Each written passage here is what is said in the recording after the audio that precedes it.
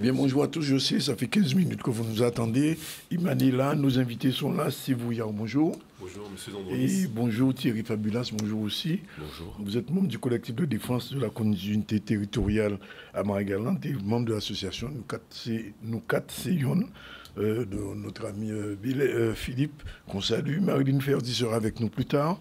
Didier Manette, éditeur, est déjà là, pratiquement on parler des livres de Neg Marron. Et puis Manixia Tizeka sera avec nous enfin. Rapidement, les infos avec Iman. Oui, bonjour à tous. Alors au niveau des informations aujourd'hui, on va parler de la valorisation des sargasses. Des résultats de recherche ont été proposés à l'université. On verra ce reportage ensemble. Il sera aussi question du début des travaux sur le pont de la Boucan, enfin la déviation. Une réunion d'harmonisation a été mise en place par Harry Chalus. L'idée est de pouvoir avoir un planning concret sur ces travaux à venir. Et on parlera aussi du cross organisé par l'UNSS qui a permis aux collégiens de Maurice Satineau de rencontrer des sportifs de haut niveau. Voilà pour les titres. On va tout de suite redonner la parole à nos invités qui viennent des îles du Sud, puisque je sais qu'il y a un bateau bientôt, tout à l'heure, il ne faut pas le rater. Alors bonjour, alors vous êtes venus ici bien sûr parce que depuis quelque temps, que ce soit Marie-Galante, que ce soit Désirade, que ce soit les Saintes, le problème du déplacement en bateau cause problème, et on le sait particulièrement pour Marie-Galante, puisque les horaires ne sont pas toujours compatibles. Est-ce qu'il y a une solution ? Oui, il y a toujours des solutions. C'est là maintenant on se rend compte que par rapport à l'autre compagnie qui est un peu temporairement défaillante, donc oui. Du coup on se rend compte que la compagnie qui est là, pour ne pas nommer le nom, l'Express des îles, se trouve confrontée à une masse de population en plus, et ce qui fait qu'on a ce vrai problème de continuité territoriale qui prend plein effet dans son sort, quoi.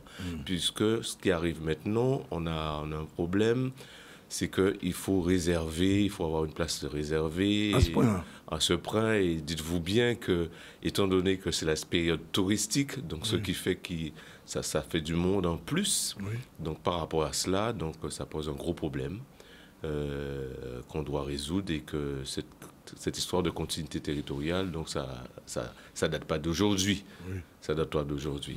Ça veut dire que ça dépasse même le cadre de Marie-Galante des îles du Sud.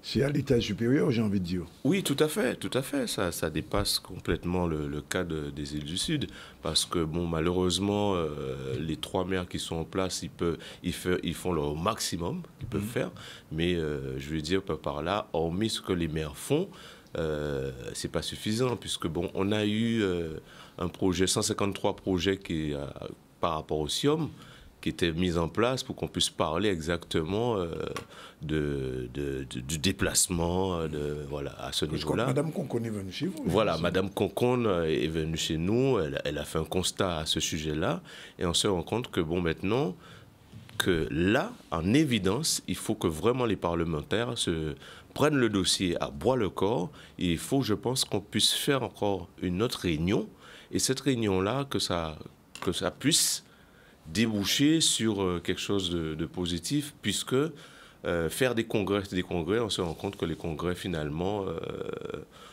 c'est statu quo, et que ce qui sera plus intéressant, c'est de savoir exactement qu'est-ce qui est mieux pour Marie-Galante, et même voir les îles du Sud, puisqu'on est confronté à la même problématique, que ce soit les Saintes ou la Désirade. Même pire, et puis là, je pense que ce soir, lorsque je vais rentrer ce soir, je vais être confronté. Le bateau, c'est à quelle heure ce soir? Donc le bateau est à 17h15. Vous avez fait votre réservation? Oui, mais il y aura plus de 800 personnes qui doivent monter ce soir. Wow. Donc avec un bateau qui prend seulement 300 et quelques de passagers. C'est la bagarre, pratiquement. Donc, ce matin, lorsque je suis parti à 6h, l'armateur a dit qu'il met 2 bateaux. Il met 2 bateaux, mais ce que je veux dire par là, c'est pas, on doit pas rester sous des petits coups, parce qu'on se rend compte que vraiment, les îles du Sud, pas seulement Marie-Galante, les îles du Sud ont un gros problème. Donc ce problème-là, il faut le résoudre, il faut que les parlementaires, je dis bien, les sénateurs, les députés... Vous en avez parlé à M. Servat? Hier soir, il n'était pas là. Donc malheureusement, on a eu juste monsieur Théophile, le sénateur Théophile qui était là, et que là, la question que j'ai posée à M. Théophile, et que j'ai pris l'exemple de la Corse, c'est inadmissible que, bon, voilà, la population de Marie-Galante et de la Guadeloupe est plus importante que la Corse. Oui. Est plus important que la Corse. C'est vrai. Et donc, on se rend compte que depuis 2009, la Corse perçoit 187 millions d'euros par an pour la continuité territoriale. Et il n'y a même pas 4 mois, ils ont reçu encore une rallonge de 40 millions pour pallier au carburant, pour pallier tout ça. Donc, lorsque on me dit qu'en Guadeloupe que ce n'est pas possible, donc je pense que c'est une volonté. On doit se mettre tous réunis autour d'une table et qu'on puisse travailler pour arriver à quoi? Pour arriver à résoudre les problèmes concernant les rotations, le problème d'horaire, on a les problèmes d'infrastructure. Parce qu'il est inadmissible que Marie-Galantais, admettons, je vais prendre un exemple qui est concret, c'est-à-dire que Marie-Galantais sort pour aller venir faire une visite médicale en Guadeloupe. La visite médicale, elle est prévue admettons, à 8h du matin. Vers 8h45, donc la personne est déjà finie avec sa visite médicale, est obligée d'attendre jusqu'à 17h15, parfois sur un brancard, jusqu'à 17h15 sur un brancard, à attendre pour revenir. Et or, je dis que cette continuité territoriale aurait dû se faire et que... Alors, justement, Monsieur Houillard, l'association qui existe, on a eu l'occasion de recevoir justement sur la question de la santé, mais je me rends compte que ce soit problème de la santé, problème du transport, j'ai envie de dire, c'est même bité, même bagaille. Oui, non, il y a une véritable problématique dans les îles du Sud. C'est, comme disait Thierry Fabula, c'est sur l'aspect de la continuité territoriale et on remarque qu'on est dans une spirale négative en fait. On est dans une spirale négative puisque moi je vais venir par exemple sur le point du transport par cabotage. Oui. Qu'est-ce qu'on remarque? C'est que sur le transport maritime de marchandises, on n'a qu'un seul opérateur qui est en monopole. Donc si vous voulez, il fait l'appui le beau temps sur les opérations et on constate en fait des coûts élevés pour le transport de marchandises et ce qui engendre ensuite des surcoûts pour les commerçants et ce qui pousse donc la population à acheter en Guadeloupe. Augmentation des prix aussi. Il y a une augmentation des prix. Moi, je peux vous donner un exemple. Pour le prix d'un container de 40 pieds revient à 1 500 € pour un commerçant. À cela, on en rajoute 150 € pour le transport du port de Valence jusqu'au magasin et un container 40 pieds de la Turquie vers la Guadeloupe au niveau du transport revient à 4 000 €. Ouais. Donc c'est pour vous dire, cela engendre des coûts énormes.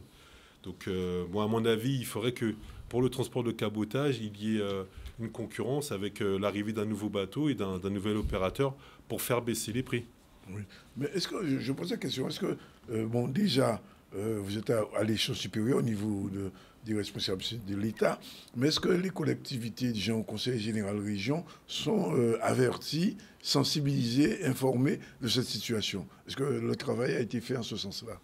Oui, je pense que, prenons le cas de Marie-Galante, nous avons 2 conseillers départementaux, à savoir que Marie Exol et puis M. Maïs. Oui.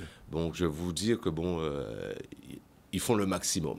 Oui. Mais le problème qui se pose, ce ne sont pas eux qui vont au Parlement. Oui, bien sûr. Ce ne sont pas des parlementaires, ce sont juste, en fait, des conseillers départementaux qui vont défendre à leur niveau, mais que là où je ne suis plus d'accord, c'est qu'il faut qu'à tout prix que nos parlementaires puissent prendre le relais.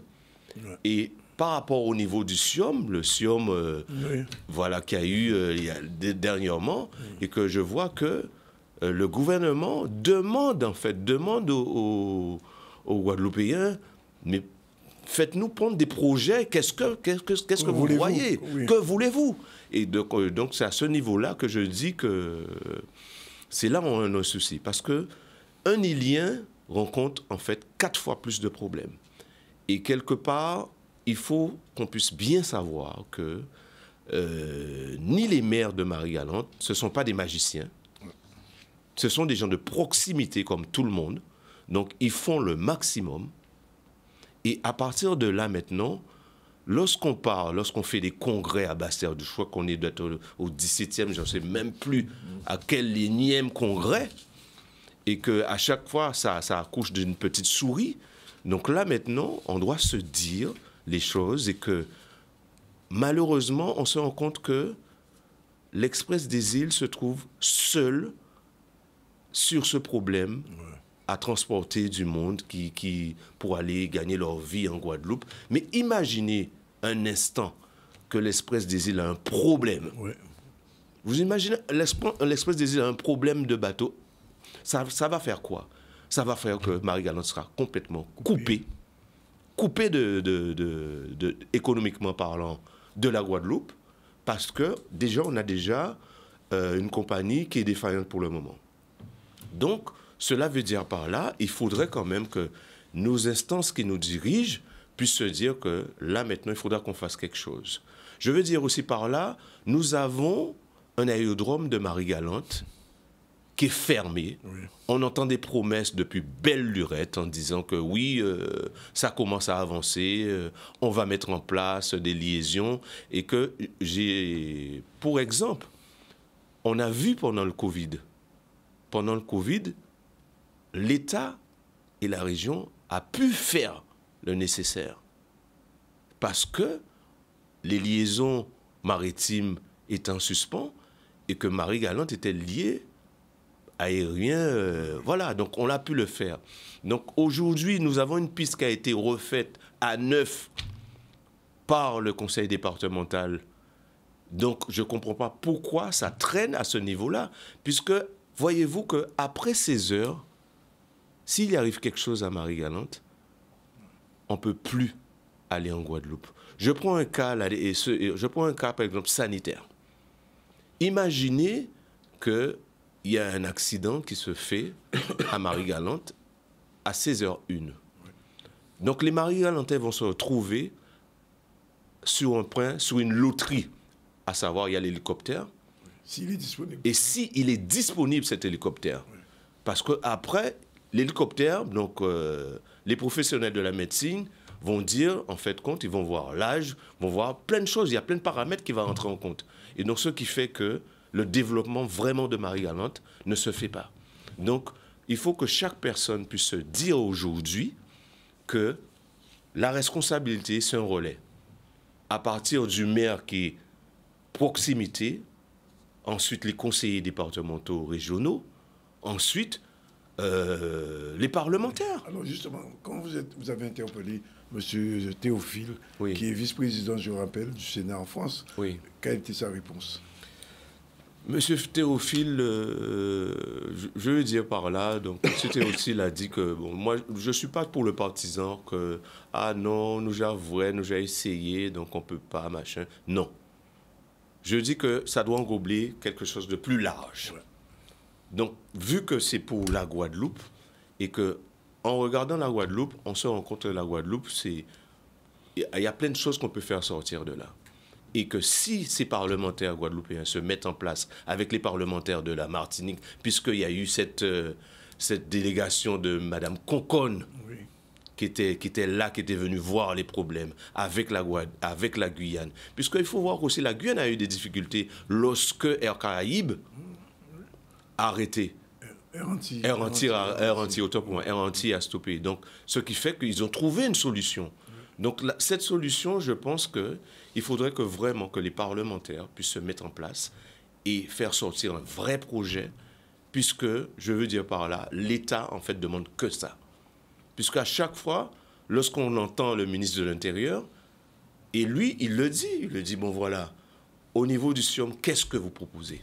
Mais alors, l'autre solution, puisqu'il y a un représentant de l'État ici aussi, oui, et on parle même d'un préfet à Marie-Galante, un sous-préfet à Marie-Galante, est-ce qu'au niveau de l'État, que ce soit l'association ou oui, vous êtes concerté aussi avec le représentant de l'État ici? Je parle de M. Lefort, le préfet.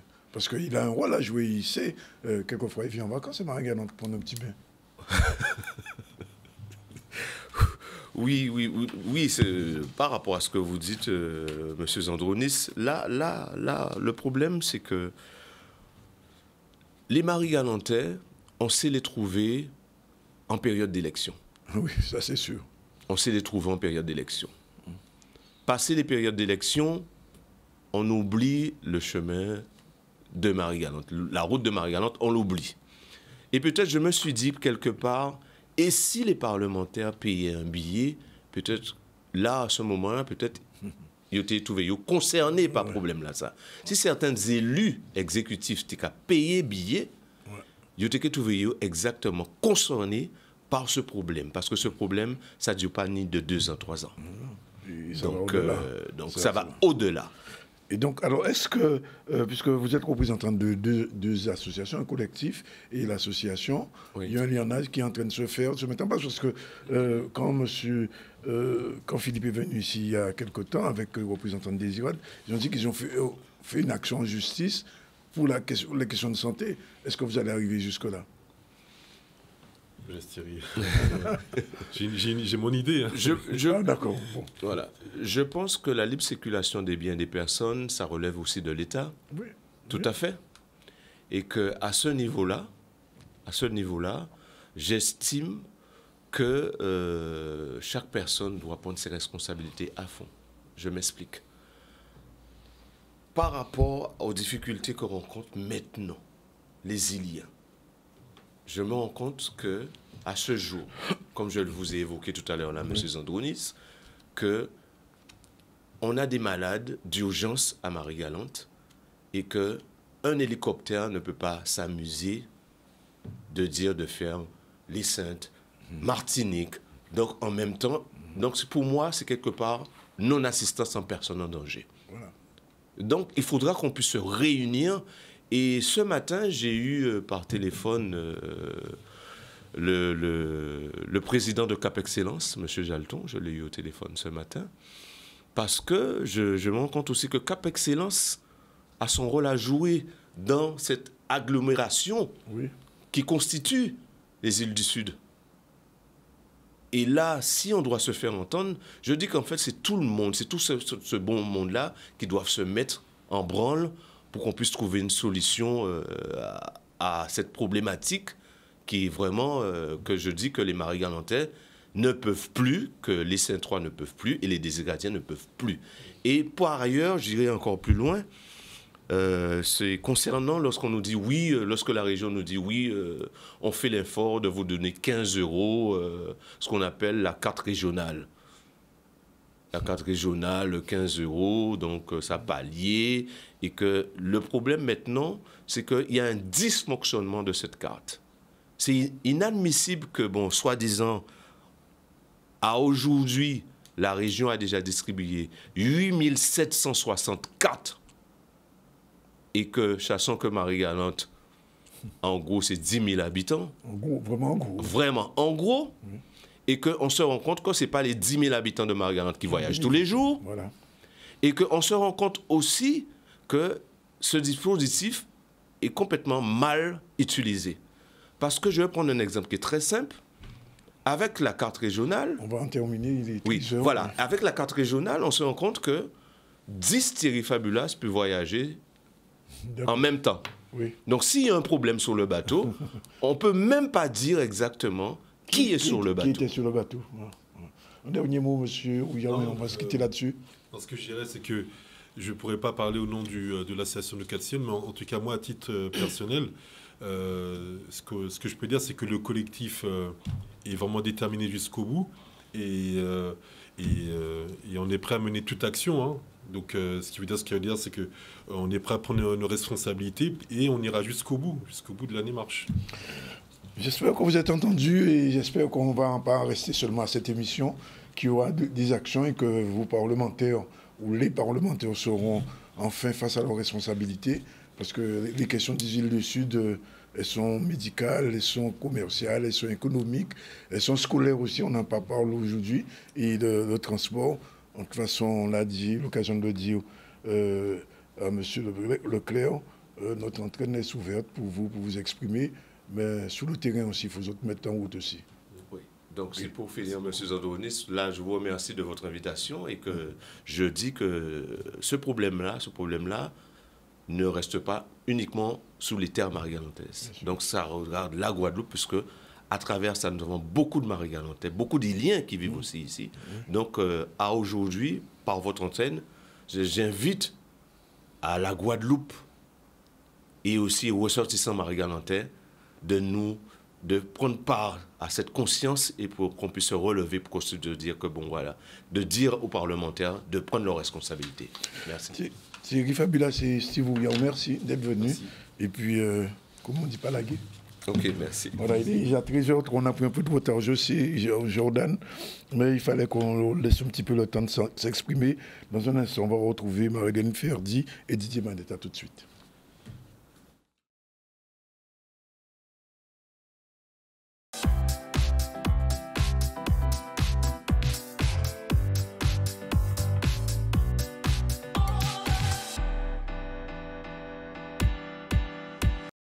Voilà, il est 13h09, on essaie de rattraper notre gros retard. Voilà, il est déjà l'heure, dans un instant, de recevoir Marie-Hélène Ferdi. Bonjour. Bonjour, monsieur Sandronis. Merci d'être là. Didier Manette est avec nous aussi.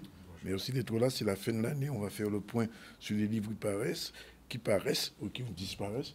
Et puis l'information rapidement avec Iman News. Oui, au niveau de l'actualité, on va parler de la valorisation des sargasses. En fait, un programme de recherche a été présenté à l'Université des Antilles en lien avec certaines recherches qui avaient été mises en place pour trouver des domaines de valorisation de cette algue toxique qui échoue sur nos plages. On va voir un reportage de Max Morel. Beaucoup de résultats théoriques. Nous avons avancé sur la connaissance fondamentale de la matière sargasse. Donc, on a eu des résultats encourageants en termes de colorants, en termes d'engrais, en termes un peu de matériaux pozzolaniques, c'est-à-dire qui peuvent complémenter le ciment, des matériaux de construction. Mais sur beaucoup d'avancées fondamentales théoriques et là on est en marche pour l'avancée sur la partie pratique pour monsieur, madame, tout le monde, savoir qu'est-ce qu'on peut faire avec les sargasses. Alors, matériaux très compliqués parce qu'en fait, vous savez, on a plusieurs arrivages et en fait, l'arrivage qu'on aura le matin sur une plage en Guadeloupe ne sera pas le même qu'on aura à midi sur une autre plage en Guadeloupe. Donc, matériaux très divers, très difficiles à caractériser de par sa diversité de provenance.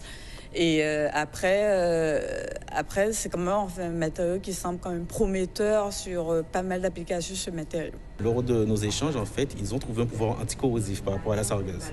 Or, nous, on a l'impression sur le terrain que lorsqu'il y a la sargasse arrive, ça abîme le matériel. Vous voyez, là, et après, nous, on s'est dit, pourquoi ne pas faire une peinture pour protéger le bois et puis les autres matériaux. Et du coup, en fait, on essaie de mettre un peu d'histoire en fait, dans tous nos produits.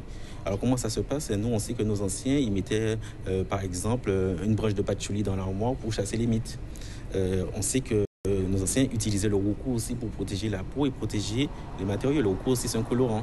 Donc, on s'est dit, mais pourquoi pas faire une peinture qui non seulement va protéger le bois contre les mites, non seulement va donner une couleur assez douce, et en plus, ça va résister au climat tropical. Et donc, on a réfléchi comme ça et on a essayé de formuler plusieurs produits, plusieurs peintures avec l'extraction de sargasse, plus des pigments végétaux, donc là, le roucou, et plus aussi le pouvoir du patchouli qui permet de faire résister contre les attaques d'insectes. Nous avons collaboré avec des collègues du Brésil, toujours. Et en fait, on a eu des études qui se sont complétées, ils nous ont apporté des enseignements. C'est surtout qu'on a vu quel était le panel de manipulation qu'ils avaient et en fait voir ce qu'on peut faire en complément et en fait avoir une connaissance totale de la matière. Voilà, donc Sargood, c'est donc ce programme de recherche permettra sûrement de voir comment utiliser de façon optimale cette algue. On va passer maintenant au programme de travaux concernant le pont de la Boucan à Sainte-Rose. Une réunion a été présentée pour pouvoir définir ce planning concernant la déviation de la Boucan avec Harry Chalus et différents protagonistes. On va voir un reportage d'Olivier Félix. Nous aujourd'hui sur les berges de la grande rivière de Goyave, qui lance le début du chantier. Donc début du chantier, fin 2023, début 2024, pour une livraison au maximum suivant les directives de l'exécutif. On met l'accent pour pouvoir finir très rapidement le chantier avec un objectif de fin 2026. tous les marchés aujourd'hui ont été attribués. Il reste juste 2 notifications. L'ouvrage est attribué, la route après l'ouvrage vers Sainte-Rose est attribuée, avant le pont du côté du Lamentin est attribué, et aussi les déviations qu'a parlé l'ingénieur concernant nos leviers giratoires. C'est de 85 millions, aujourd'hui nous sommes à plus de 100 millions de travaux. Les choses ont augmenté, mais là maintenant, comme je l'ai demandé aux entreprises, c'est de ne pas s'arrêter et de penser aux Saint-Rosiens, aux Déhésiens qui souffrent, de manière à ce que nous puissions livrer ce gros chantier. C'est le plus gros chantier de la Guadeloupe aujourd'hui. Donc je crois qu'il y a 5 marchés, c'est ça 5 M3, M4, M5, M6. Donc 4 marchés. 4 marchés, les 4 sont attribués aujourd'hui. La balle est dans le camp des entreprises. On se félicite que ces marchés ont été attribués et que la plupart des entreprises de TP ont eu des marchés dans le cadre de ce projet-là. Donc, quand le président annonce qu'il faut que les entreprises puissent travailler, on lui dit qu'on sera au rendez-vous. Parce que nous étions dans l'attente, au risque de voir que certaines entreprises allaient licencier du personnel, faute d'activité.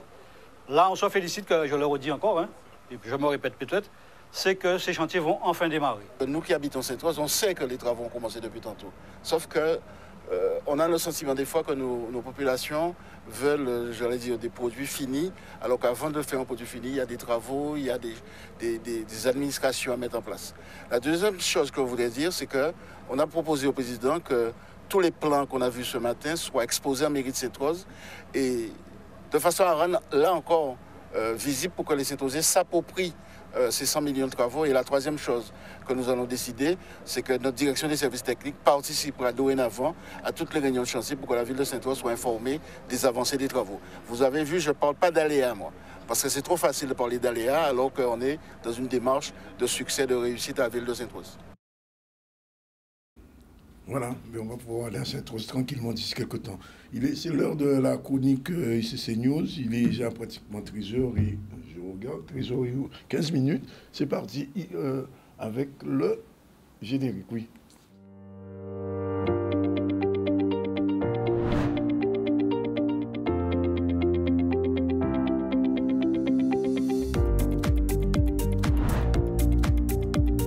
La chronique Culture et Cinéma News, c'est tous les vendredis à 13h dans le ZCL.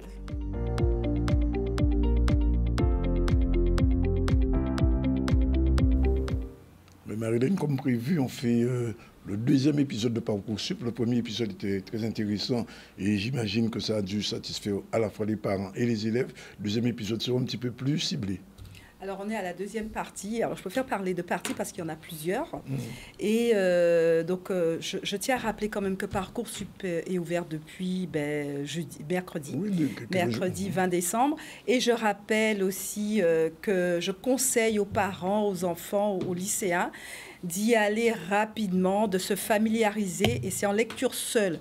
Donc, c'est l'occasion de pouvoir consulter toutes les formations. Alors, dans cette deuxième partie, on va cibler les formations audiovisuelles et cinéma. Donc, alors, je parle de spectre très large que l'on peut avoir en Guadeloupe. Alors, on en a sélectionné 2, parce qu'il n'y en a pas que 2, qui pour moi sont les plus connus. Alors, est-ce que vous savez déjà lesquels on peut trouver en Guadeloupe? Déjà, Monsieur Zandronis, vous qui êtes dans la filière, vous êtes dans ce qu'on appelle... L'audiovisuel, le son, l'image, etc. Je vous parle de formation, monsieur. Monsieur Zandronis. Je vous demande... Je vous laisse la réponse. Vous étiez rencontre de l'audiovisuel, petit quiz, suite aux rencontres de l'audiovisuel. Alors, vous avez retenu quoi comme formation? Formation de l'audiovisuel, les métiers multimédia, ça va. J'y suis. J'ai gagné combien de points là? Presque. Combien de points j'ai gagné? 0. Allez, on va être sympa. Bon. Vous avez gagné 20 points. Mais il en faut 200. Ah, d'accord. Bon. Alors, le BTS, du BTS. Voilà, on va parler des 2 formations, parce qu'on connaît le BTS des métiers de l'audiovisuel. Mais il y a aussi le BTS MMI, donc on précise des bachelors. Alors, ce n'est pas un BTS, c'est un bachelor des métiers multimédia et de l'Internet. Alors, c'est ce qu'on a appelé plus communément le DUT. Et ce qu'on va voir aujourd'hui, alors on va voir ce que c'est, qu'est-ce que c'est exactement concrètement ces 2 cursus de formation post-bac, et surtout quelle est la différence entre les 2. Et on va conseiller pour savoir, en fonction des profils des candidats, le type de formation que je pense qui pourrait mieux les correspondre. Alors on va commencer par le BTS qui est le plus connu. Alors, on va dire c'est ce fameux BTS des métiers de l'audiovisuel qui existe se fait où? À Pointe-Noire, au lycée de Pointe-Noire. Vous connaissez bien. Très bien, donc siège du campus des métiers audiovisuels. Et alors, il faut savoir que le lycée de Pointe-Noire et le campus audiovisuel, bon, c'est ce qu'on regroupe à eux le pôle audiovisuel de la Guadeloupe. Voilà, ça aussi, c'est une précision. Et je fais un petit coucou à mon chef d'établissement, voilà, cette fin d'année, ainsi qu'à toutes les équipes. Je fais un clin d'œil parce qu'il me reproche de souvent l'oublier. Donc, je ne l'ai pas oublié pour la chronique d'aujourd'hui. Alors, le BTS des métiers de l'audiovisuel, alors, on va dire que c'est 5 options. Et on va dire aussi c'est le premier niveau de formation quand on veut intégrer les techniques audiovisuelles. Alors, le mot option est un... Alors, c'est pas le mot approprié véritablement. Dans le milieu de l'éducation nationale, on va plutôt parler de section. Pourquoi? Parce que chaque option correspond à un BTS. Donc, en fin de compte, il y a 5 BTS de l'audiovisuel, puisque chaque option, c'est un parcours de 2 ans.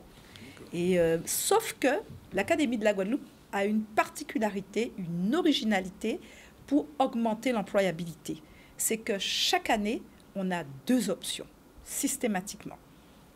Alors, on va les passer en revue. Alors, vous voulez commencer par quelle option, monsieur? L'option image.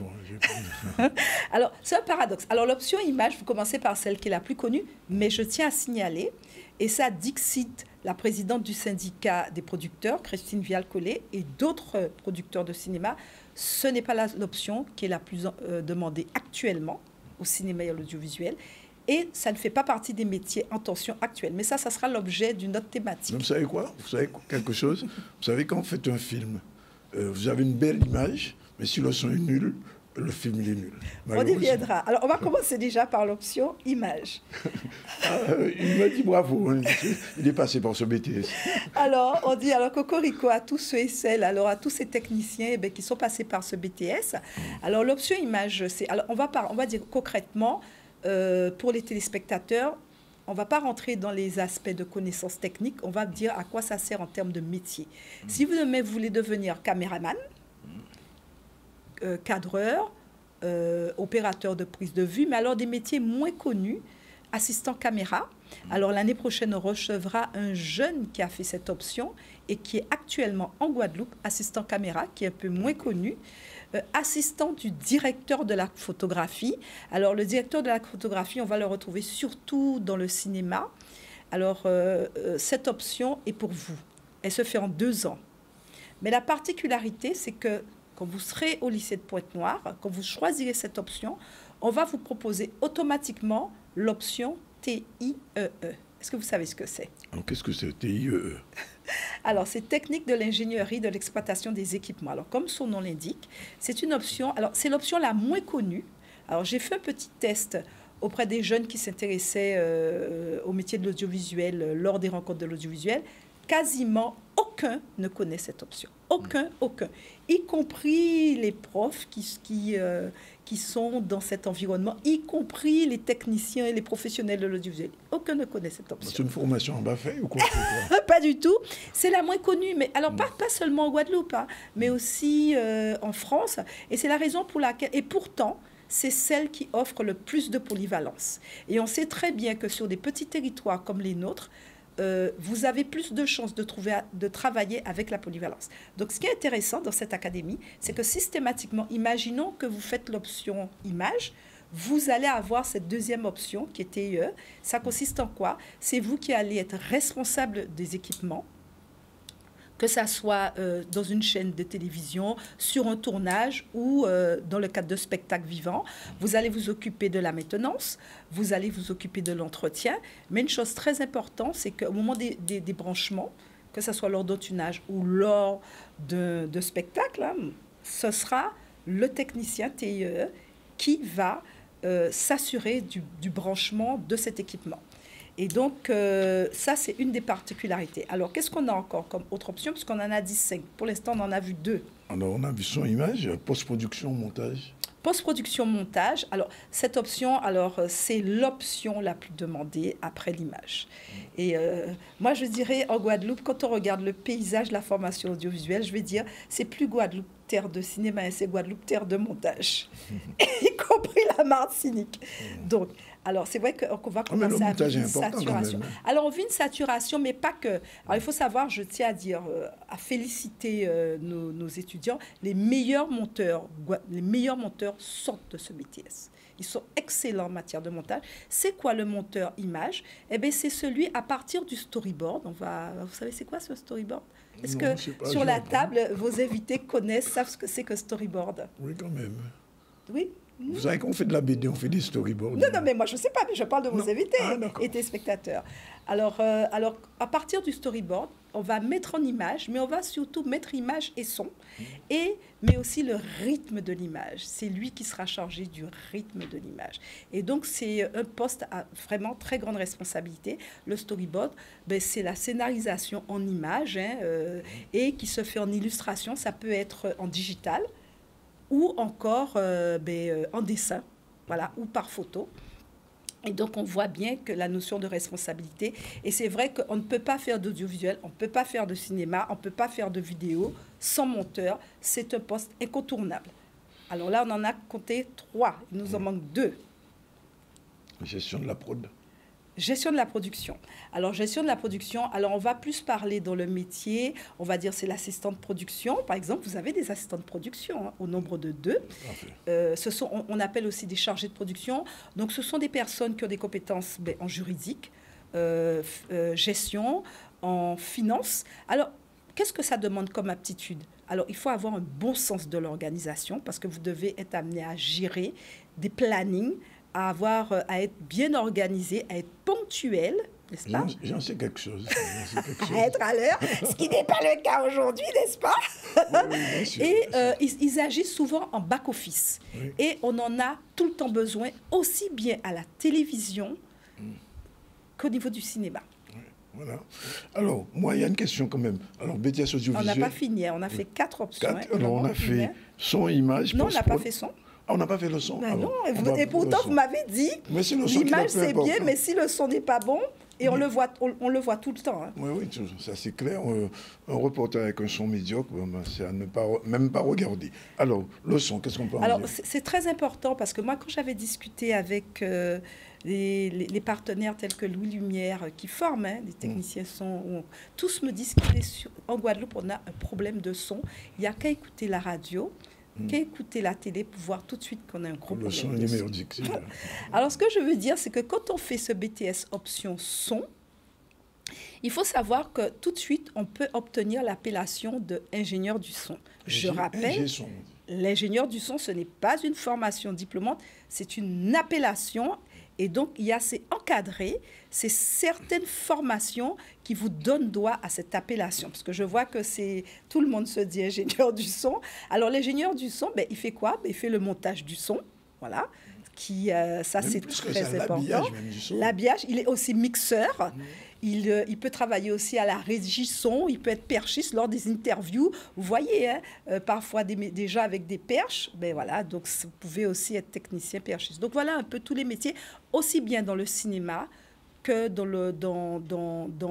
à la télévision. Oui. Alors, la question que j'allais poser tout à l'heure, c'est... Et la différence avec... Alors, on va y arriver à la différence avec le BUT.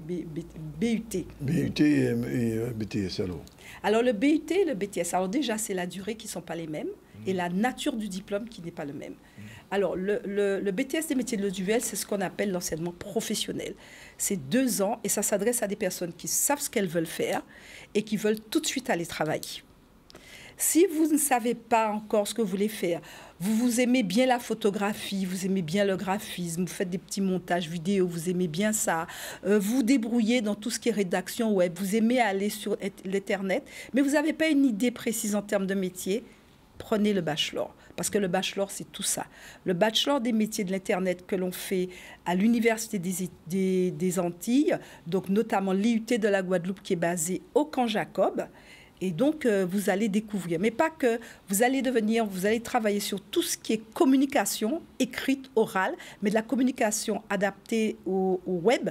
Pourquoi? Alors, il faut savoir que, je vous donne un exemple de métier. Le journaliste web, alors c'est la formation idéale pour après rentrer en 3e année, donc en L3, licence 3e année pour préparer le métier de journaliste web. Journaliste web, mais pas radio. Journaliste web, radio, TV, plateforme, tout ce que ça reste le web. Je ne vois pas de quel... Mais la radio fonctionne bien. J'ai dit ça, j'ai rien dit. Alors, c'est vrai qu'en Guadeloupe, la radio patine un peu, mais dans les pays anglo-saxons, on voit que la radio a résisté au digital. Il vous reste 2 minutes pour tout alors, dire. Alors, moi, je redis, donc vous allez trouver ces 2 formations sur Parcoursup. Autre chose, alors on va aborder un sujet sensible, mais moi, je parle en toute transparence. Ce sont des formations qui sont très sélectives. Alors, si vos notes sont un peu justes, c'est-à-dire vous avez moins de 12 de moyenne ou autour de 12 de moyenne, il y a une autre alternative, c'est sur ces formations qu'on fait en alternance, où c'est vrai, le niveau des notes, on a moins d'exigences. Donc, on peut faire aussi bien le bachelor MMI en alternance que le BTS en alternance. Attention, le BTS en alternance, il y a très peu de place. Et alors, sur Parcoursup, l'option qu'on propose, images, son et TIE. C'est bien. Bon, un petit mot cinéma, oui. Juste un petit mot cinéma. Juste vraiment un petit mot. Secondes. Alors, il y a le buzz en ce moment, oui, avec l'actrice Taraji. Alors, Taraji P. Henson, c'est l'actrice principale de Empire. Pourquoi? Parce qu'elle pose... Alors, il faut savoir que c'est l'actrice principale du reboot de La Couleur Pourpre qui sortira le 27 janvier, ou l'autre le 24 ou le 27 décembre, le 24 décembre en France, et peut-être aussi en Guadeloupe, mais qui est déjà à l'affiche au Cinestar. Pourquoi? Parce qu'elle a craqué lors d'une interview, et où elle pose le problème de la différence salariale en fonction de la couleur de la peau, et qu'elle est épuisée, et elle se demande si elle va continuer. Par contre, ce film est à ne pas rater. Je dis bien un reboot. La Couleur Pourpre, reboot et pas remake. Vous voyez la différence, reboot, remake? Vous savez la différence? Beyoncé. Moi, j'avoue que j'aime beaucoup Beyoncé, mais je l'ai suivi dans tous ses concerts. J'ai suivi tous ses concerts. Bien, merci Marielle, merci pour cette chronique. Et il n'y aura pas de chronique l'année prochaine, il faudra le dire. Il n'y a plus de chronique ici, c'est News. On va trouver notre formule. Ne vous inquiétez pas, vous êtes ciel, on a de l'imagination. Je fais confiance. Voilà. Allez, bye bye. Il est 13h et combien? Oh là là, oui, c'est vrai, on a du barreau des 30. La deuxième pause, et on se retrouve avec, il est déjà là, il nous attend, Didier Manette, et il sera accompagné d'une autre femme, cette fois-ci, Manixia Ortiteka. À tout à l'heure.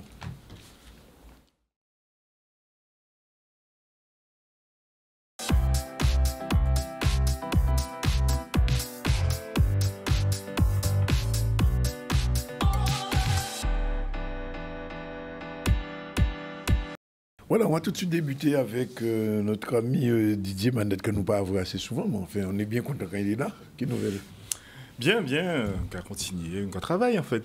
Ce qu'on voit, moi, c'est qu'on travaille. On va imaginer, je travaille. Alors, l'année se termine pour les éditions Necmaron. Globalement, comment elle a été cette année du point de vue de l'édition? Je ne parle pas encore de la vente, je parle de l'édition. L'édition, ça reste une belle chose, une belle aventure pour nous avec, on va dire, près d'une trentaine de nouveautés cette année. Donc, on continue à être très demandé. Au niveau local, ça fonctionne bien. Au niveau national, ça fonctionne de mieux en mieux. Bon, on peut dire que l'édition fonctionne. Maintenant, effectivement, il y a des paramètres comme la vente qu'il faut réfléchir encore. Qu'est-ce qui manque au niveau de la vente? C'est quoi, des libraires plus impliqués ou bien des lecteurs? Alors, au niveau librairie, on a eu pas mal de mauvais coups cette année. Oui. Il y en a encore d'autres en préparation. Deux librairies ont disparu, pratiquement. Deux librairies ont disparu. Oui, bon, il y en a un qui revient quand même. La boutique de la presse revient. Alors, on a déjà eu la ouverture du côté de Jarry. Hein. Ils ont réouvert il y a 2-3 semaines. En Martinique, il y a encore une librairie qui va disparaître. Hein. La librairie de Périnon va disparaître au premier trimestre 2024. Donc, une librairie en moins. Donc, la question de la librairie, des librairies se pose, mais c'est vrai que si les librairies disparaissent, c'est parce qu'il y a moins d'acheteurs. Hein. Donc, c'est pas plus compliqué que ça. Est-ce qu'il y a des lecteurs réellement? Parce qu'on disait souvent, oui, Guadeloupe, Guadeloupe. En fait, ceux qui lisent de plus en plus et ceux qui lisent pas ne lisent pas du tout. Voilà. Donc c'est un peu ça. C'est-à-dire qu'il y a des gens qui ne parlent pas au PK, fait Yoli. Et là, effectivement, on a une nouvelle génération qui ne lisent pas forcément. Donc c'est ça le problème. Donc aujourd'hui, c'est vraiment ce challenge-là, hein, comment conquérir de nouveaux lecteurs. Et ça, c'est vrai que c'est compliqué. Mais c'est vrai qu'on essaie d'apporter autre chose, d'apporter d'autres histoires, d'autres styles d'ouvrage. Et c'est vrai que ça commence à fonctionner. Alors, est-ce que, par exemple, une initiative comme le Salon du Livre, ça a boosté un petit peu? Ça a un peu boosté les choses, mais je crois qu'il y a encore beaucoup de travail pour améliorer ces événements. Il manque des événements, ça c'est clair.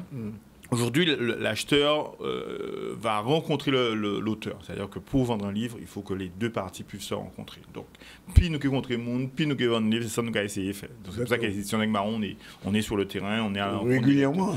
Tous les week-ends, tout le temps, aujourd'hui encore, demain encore. On va à la rencontre de nos lecteurs. Et c'est l'occasion aussi que les lecteurs puissent rencontrer de nouvelles personnes. On a d'excellents romanciers ici, mais qui, hélas, ne sont pas du tout connus. Et tout cela caractérisé par le manque de plateaux télé. Heureusement que vous êtes là, mais il n'y en a pas beaucoup. Donc, il faut permettre aux auteurs de rencontrer leurs lecteurs éventuels. Alors, dans la catégorie des publications, il y a les essais, les romans, les albums de jeunesse et même quelquefois la poésie. Quel est le secteur le plus dynamique? La jeunesse. La jeunesse reste... En fait, les parents ne lisent pas, mais ils insistent sur le fait que les enfants lisent. Oui. Et je leur dis, pourquoi si vous n'allez lire, il faut lire, parce que c'est pas plus compliqué que ça. Les secteurs jeunesse fonctionnent bien, d'ailleurs. C'est pour ça qu'aujourd'hui, on imprime et on sort de plus en plus d'ouvrages jeunesse. Voilà, c'est vraiment ce secteur qui bouge le plus. La poésie, j'ai envie de dire que c'est très, très compliqué, de plus en plus compliqué. Hein. Disons que le souci de la poésie, c'est qu'on a eu tellement de poètes autoproclamés qu'aujourd'hui ça fait du mal à cet art-là. Donc aujourd'hui la poésie, on balbutie. Le roman, c'est compliqué parce qu'on a du mal à trouver de nouveaux romanciers qui puissent faire bouger les choses et on a du mal à promouvoir nos romans. La jeunesse reste un beau secteur et la jeunesse où on s'est spécialisé, c'est vraiment de pouvoir offrir les deux langues, en créole et en français. Et ça va fonctionner de plus en plus. Et les documents, par exemple, un travail sur sur une époque de la Guadeloupe, sur l'histoire, etc. Les essais, est-ce que ça marche? Les essais fonctionnent avec les bons auteurs. Aujourd'hui, par exemple, on a publié René Vélénus, c'est un ouvrage qui a fonctionné, Franck Garin, ça a fonctionné parce qu'effectivement, c'est des gens qui ont déjà opinion sur eux. Donc, évidemment, les gens ont tendance à aller vers eux. Donc, ça fonctionne encore. Mais c'est vrai que de plus en plus, je crois que les gens ont envie de lire autre chose. C'est vrai qu'on parle beaucoup du temps passé, mais aujourd'hui, pour parler d'aujourd'hui, de ce qui se passe aujourd'hui en Guadeloupe, il y a un manque crucial d'essais pour analyser notre époque et ce qui se passe actuellement en Guadeloupe. Et ça, par contre, on a encore du travail à ce niveau-là. Comment ça se passe quand on est éditeur? Par exemple, moi, j'ai un bouquin, un roman à écrire. J'espère que tu en as. Ou un essai quelconque. Comment je fais en tant qu'écrivain qui n'a publié qu'un seul ouvrage? On me dit là à l'oreillette que M. Sandrini, c'est sur la liste. Alors, nous, c'est vrai qu'on est exigeant et c'est vrai que ça prend du temps. C'est d'ailleurs ce qu'on nous reproche, de prendre du temps pour répondre. Je l'assume parfaitement. Oui, on prend du temps parce qu'en fait, on veut avoir des choses de qualité. Et si on veut avoir un travail de qualité en bout de course, il faut prendre son temps. Donc nous, on reçoit les manuscrits. Il y a un comité qui va lire et qui va valider ou invalider ce projet-là. Donc évidemment, on reçoit beaucoup de manuscrits, ce qui explique le temps qu'on prend. Et plus qu'il en faut ou suffisamment? Le temps qu'il faut, parce qu'en fait, si on veut vraiment donner son opinion et être objectif sur un ouvrage qu'on reçoit, ben, ça prend du temps. Parce que, voilà. Quand on reçoit un bouquin de 50 pages, ça va. Mais quand on reçoit des pavés de 500 pages, il faut être capable de donner un avis et de dire concrètement que c'est bon, que c'est pas bon, que ça doit être encore retravaillé. Donc, le bon travail nécessite du temps. Et aujourd'hui, les éditions d'Aigle Marron, on s'est clairement positionné pour avoir de la qualité.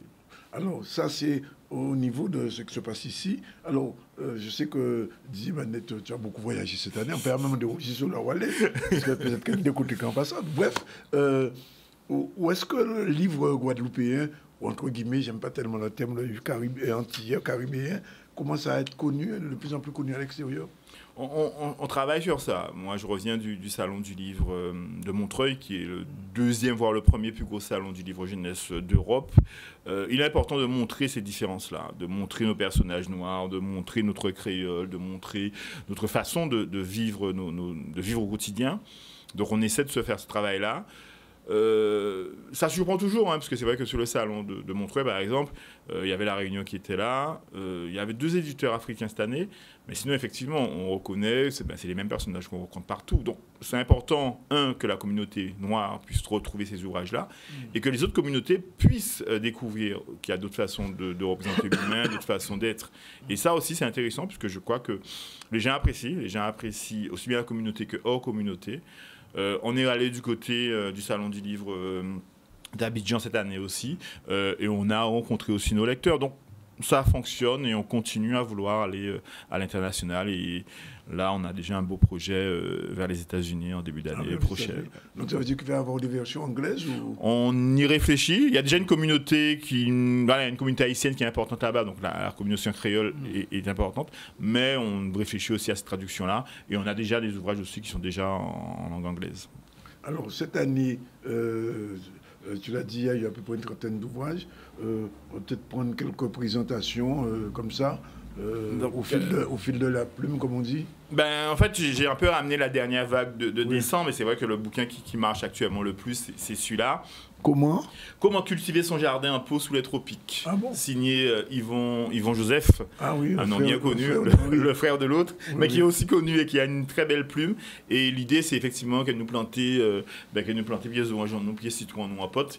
Et qu'elle loin, parce qu'il y a même planté pieds fruits à pain à don en pote, pieds mango en pote, et ça fonctionne. C'est surtout qu'il a des fruits, et dès qu'il vient me voir, il dit qu'il y a des citrons, moi des citrons, Guadeloupe, et ça, c'est important. On n'a pas dit pour qu'il habite un citron, mais bon, en tout cas, Yvon Joseph, comment cultiver son jardin en pot, donc sous les tropiques. C'est un ouvrage qui fonctionne très bien et c'est vraiment une idée cadeau pour la fin d'année.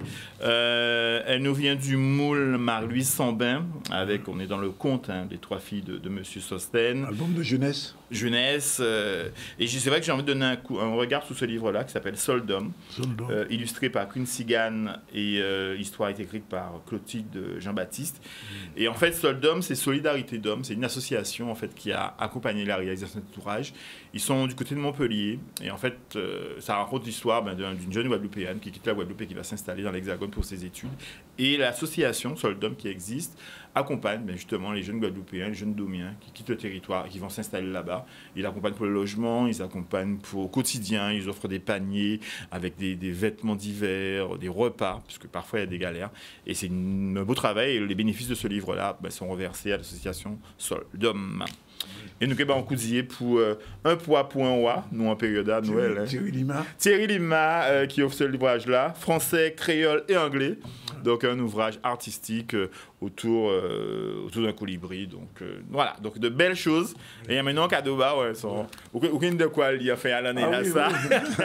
Oui, d'accord. René Bélénus, il faut coûte que coûte sauver les dernières colonies. Les basses manœuvres du gaullisme aux Antilles et en Guyane. 1959-1969. Donc il y a de quoi faire. On ne quitte pas le domaine du livre puisque Manick a réussi à prendre l'hélicoptère, c'est ça? J'ai pris l'hélicoptère. Bon, c'est ça. Une voix, une image générique. C'est ça, générique.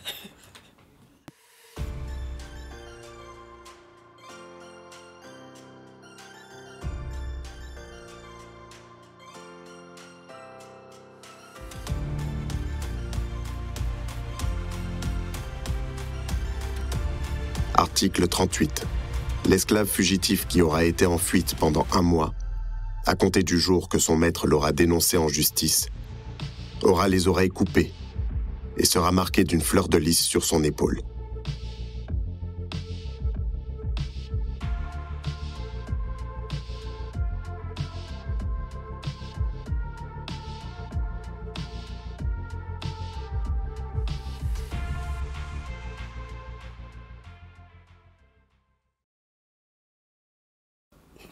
C'est la dernière chronique Une voix, une histoire de l'année 2023. Alors, quelle thématique on va prendre pour cette dernière? Alors, pour cette thématique, on va prendre Noël, puisque ce sont les fêtes, et que c'était important de faire un petit clin d'œil aux auteurs, justement, qui travaillent autour de cette thématique, sans aborder le Noël boule de neige. On a pu voir certaines publicités où les enfants soufflaient de la neige dans leurs mains. Mais voilà, l'objectif... Il neige en Guadeloupe maintenant, c'est ça? Il semblerait, en tout cas, sur les encarts publicitaires, qu'il neige en Guadeloupe. Donc voilà. Donc on va aborder un conte qui s'appelle Les 3 J, Jojo, Gigi et Jaja à la recherche de Noël, à la recherche de l'esprit de Noël. En fait, c'est un auteur dont on avait déjà abordé son travail le jour où tu avais reçu Les Aidants. Je me souviens. Exact. Il a fait un conte, justement, qui permettait aux enfants aussi, en tout cas, de prendre la problématique des enfants en tant qu'aidants. Et là, il s'adresse aux enfants d'une autre façon, à travers ce conte, donc Jojo, Gigi et Jaja, qui partent à la recherche de l'esprit de Noël. Alors, quels sont les contes qui nous amènent alors dans le pays du Père Noël? c'est ça? Non, puisque dans l'imaginaire collectif, le pays du Père Noël, c'est le Grand Nord. Là, effectivement, il nous invite à travers l'aventure du Grand Vent qui sort d'Afrique, à venir rencontrer la Martinique, puisque Malik Durantier est martiniquais et guadeloupéen de cœur, puisqu'il a quand même pas mal vécu en Guadeloupe. Et c'est vrai que ce Grand Vent va ramener des grains de sable avec lui pour pouvoir, donc de la terre-mer, pour pouvoir les distribuer sur la terre de Martinique. Et en fait, il part à la rencontre de Tigniage qui arrose ce pays pour qu'il soit beau. Mais pour qu'ils puissent se rencontrer, c'est une quête, c'est une aventure. Et ce sont 3 enfants, Jojo, Jaja et Gigi, qui vont partir à cette quête et répondre à différentes énigmes pour pouvoir faire que Grand Vent rencontre Tigniage.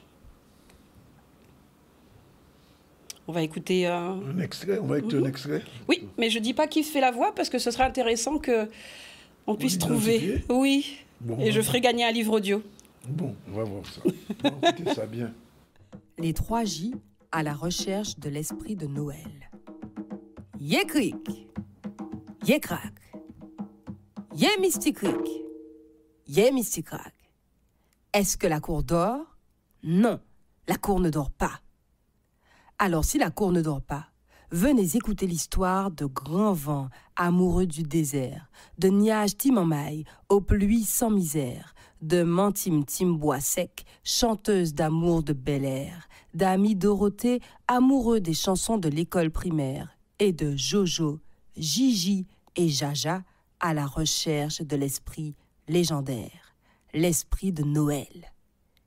Bien bonjour la compagnie, la la la la la la la la la. Et puis sans avertir, il mixa sa chanson d'un coup.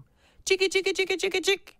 Et il se mit à chanter la ritournelle qui avait chassé plusieurs fois Niage Timamaï du morne de Trinel Citron pour éviter les inondations. Grand-maman tchimbe la pluie, voyez soleil. Voilà qu'Ami Dorothée se mit à chanter à tue-tête cette chanson. Yécri, yécra, yé mysticri, yé mysticra. Jojo, Gigi et Jaja comprirent tout de suite la réponse à la devinette de Mantim Timbois Sec. Ils dirent merci à Ami Dorothée qui s'arrêta net de chanter. S'assit sur un petit mur, ouvrit l'un des bonbons, le mit à sa bouche et ferma les yeux de plaisir, caressé par Grand Vent. Chut.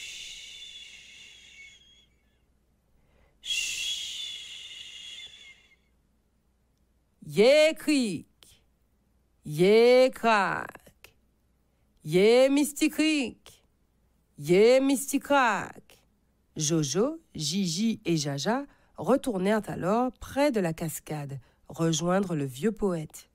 Arrivés près de lui, ils furent tous saisis d'un éclat de rire avec lui. Et puis, lorsqu'ils en finirent avec cet éclat de rire, ils se mirent en chœur et avec sincérité à chanter. Grand-maman chambé soleil, voyez la pluie. De plus en plus fort, de plus en plus vite, rejoints par d'autres enfants du quartier, et tous les habitants, et tous chantaient. Grand-maman chambé soleil, voyez la pluie. L'esprit de Noël, c'est l'amour.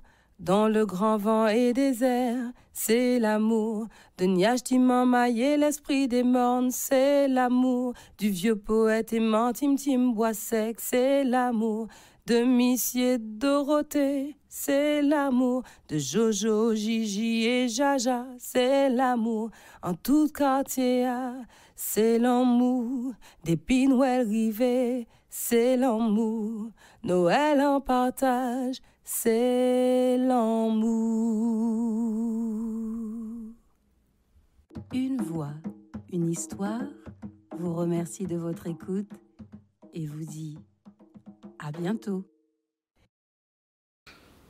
Merci Florence. Pas mal. Ouais, j'avais pas trouvé, mais après la chanson, j'ai retrouvé. Alors, pour finaliser. Les sorties. Oui. Alors, comme disait monsieur Didier Manette, pas mal d'auteurs sont en librairie. Donc, j'invite vraiment les parents et tous ceux qui sont sur la route actuellement, là, allez en librairie, arrêtez-vous parce qu'il y a beaucoup de circulation. Donc, posez votre voiture, garez-vous, allez en librairie parce que les auteurs sont en signature. Pour rappel, Le livre est le 22e cadeau offert aux garçons. Oui. Et le 3e offert aux filles. Ah bon? Oui. Donc il va falloir réellement... J'ai entendu, hein. Ben écoutez, les parents, moi je parle souvent aux parents, hein, très souvent on cherche les problèmes du côté des enfants, mais il faut un peu regarder les parents. Qu'est-ce qu'on offre? C'est ça, c'est-à-dire que voilà, il va falloir vraiment à un moment donné, surtout pour les filles, c'est-à-dire qu'à un moment pour les filles c'était le premier cadeau, on sent bien que voilà, il y a une tendance à passer parce qu'il semblerait que ce soit pas fun, mais en fait c'est pas une question de fun, il faut trouver juste le livre qui correspond à l'enfant et pas choisir à sa place en fait, c'est surtout ça. Donc voilà, donc allez en librairie, il y a des livres, faites des cadeaux, des livres, beaucoup de livres, parce que pour aller plus loin, d'autres lisent. Oui. Et je suis pas sûre qu'ils nous attendront. Donc, il faut lire. Autre sortie, il y a le finissage de Madame Patricia Cancel au pavillon de la ville de Pointe-à-Pitre. Donc, c'est ce soir. Patricia Lolia, tout à fait. Donc, n'hésitez pas à y aller. Elle vous y accueillera avec grand plaisir. Elle présentait donc durant toute la semaine ses nouvelles productions. Allez-y, allez-y, allez-y. Là aussi, il y a des cadeaux à faire. Hein. C'est-à-dire que sensibiliser les enfants à l'art, c'est pas rien non plus. Encore une fois, d'autres le font. Ça serait dommage que nous passions à côté. Et pour ce dernier numéro, je tenais à remercier donc tous mes partenaires. All Steel pour les bijoux, My Makeup, Linda pour le maquillage, Miel et une saveur pour le miel qui ramène à la maison régulièrement. Le FEDER, parce qu'on a finalisé aussi avec le FEDER. Donc tout est bon, on a notre studio d'enregistrement tout complet. Également remercier Inspire Connect et ZCL News pour la confiance qui m'a été accordée sur cette nouvelle saison. Et on se retrouve donc en janvier 2024. Pas de problème. Merci.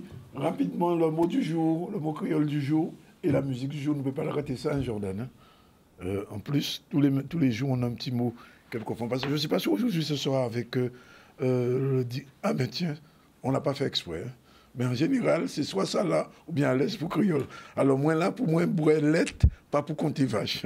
Ça va profiter des bonnes choses sans calculer. Alors, vous comprenez. Moi là, pour moi, brûlette, pas pour compter vache. Ouais, vous comprenez. Ça va profiter des bonnes choses sans calculer. En partie, on est ça là. Bon, le 365 proverbes et le ZCL Gold Nostalgie. Rapidement, on prend un petit extrait. On sait que tout le monde connaît mon sur ça, surtout Iman.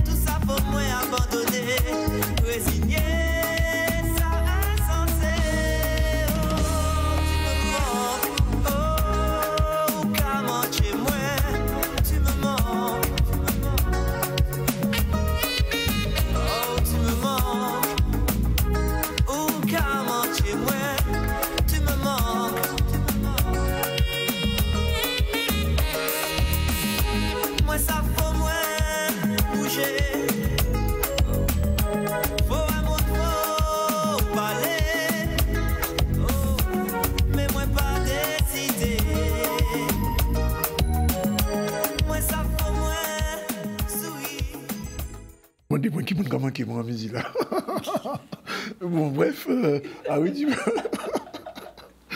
Bon, alors c'est fini pour aujourd'hui. Un dernier mot, rapidement. Oui, il y avait un dernier sujet. On parlait des sportifs de haut niveau qui sont allés à la rencontre des collégiens de Maurice Satineau. Je ne sais pas si on a le temps de voir le reportage. Mais très rapidement, on va regarder. Michel Bon, pour le dernier ZCL, Jordan, nous demandons de 2 secondes. C'est parti. Alors, les sportifs de haut niveau à la rencontre des collégiens de Maurice Satineau. Nous sommes au stade de Wemao et nous sommes là parce que nos élèves participent à un cross qui est organisé par les professeurs de PS du collège et notamment Madame Mandré qui est à côté de moi, qui est la coordinatrice de l'équipe de PS avec Monsieur Johannes. Le fait d'avoir des sportifs de haut niveau, c'est toujours une source de motivation pour nos élèves, c'est important. Et Madame Mandré a pris cette initiative et je la remercie d'avoir pris cette initiative car c'est important pour nos élèves qu'ils aient des exemples de sportifs qui réussissent. On va au collège, on fait son devoir d'élève, on peut obtenir son brevet des collèges, mais aussi, on peut aussi obtenir des résultats sportifs aussi, c'est important. Et le fait d'avoir ces 3 sportifs de haut niveau, c'est un plus pour l'établissement et c'est un plus pour nos élèves. Dans un premier temps, nous, l'équipe EPS, avec mes collègues, nous avons souhaité faire le cross. Malheureusement, on a eu la tempête Tammy qui nous a fait reporter notre cross à cette période et non en octobre comme c'était prévu. Donc l'idée, c'est vraiment que nos élèves puissent avoir le goût de l'effort, hein, parce qu'aujourd'hui, on aura beau dire, on rentre dans une société très hédoniste. Donc l'idée, c'est de leur dire que bon, en faisant des efforts, ils peuvent avoir des résultats.